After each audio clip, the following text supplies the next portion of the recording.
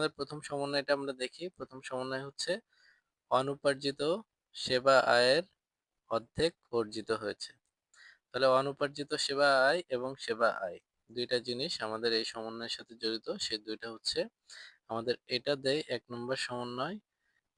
আমাদের অনুপার্জিত সেবা আয় এবং সেবা আয় এটা হচ্ছে ১ নম্বর সমন্বয়। তো ১ নম্বর সমন্বয় আমাদের ২ টা বিষয়ের সাথে যাবে। এক হচ্ছে সেবা আয়, যেটা আমাদের ২,০০,০০০ ৪,০০,০০০ টাকা, সেবা আয় ৪,০০,০০০ টাকা এবং অনুপার্জিত সেবা আয় ২০,০০০ টাকা।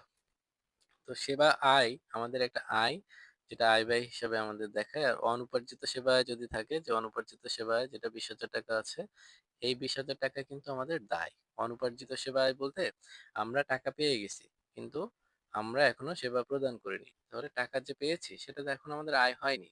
তাহলে এটা কি? এটা আমাদের একটা দায়। এটা আমাদের একটা দায়। দেখো, এ মানে সম্পদ সমান এল প্লাস ওই। ঠিক আছে?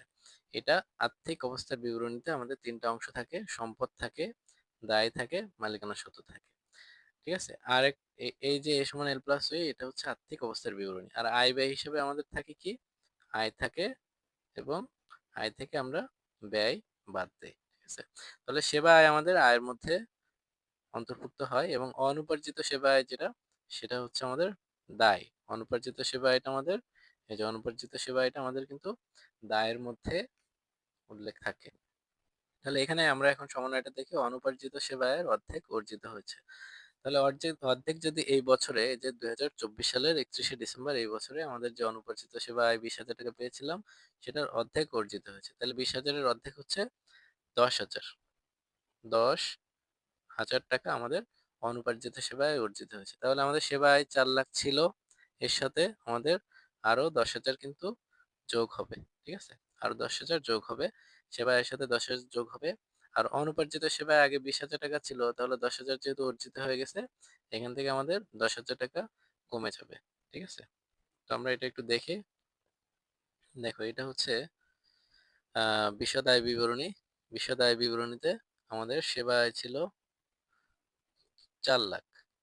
তো এখানে অনুপার্জিত সেবায় যেটা অর্জিত হয়েছে, সেটা এই ১০,০০০ টাকা আমাদের যোগ হবে। যোগ হয়ে মোট অ্যামাউন্ট হবে ৪,১০,০০০ টাকা। তাহলে আয় ব্যয় হিসেবে আমরা জানি যে সমন্বয় থাকলে আমাদের অবশ্যই অ্যাটলিস্ট কমপক্ষে ২ জায়গায় কাজ হবে। ঠিক আছে? ২ জায়গায় কাজ হবে। তাহলে আমাদের আয় ব্যয় হিসাবে সেবা আয় ছিল, তার সাথে আমরা ১০,০০০ টাকা যোগ করে দিলাম। আর আর্থিক অবস্থার বিবরণীতে আমাদের যে অনুপার্জিত সেবায় যেটা থাকবে, সেটা কমে যাবে। তো এখানেও আর্থিক অবস্থার বিবরণী আমাদের আংশিক করা আছে। এখানে শুধু সম্পদ অংশ করা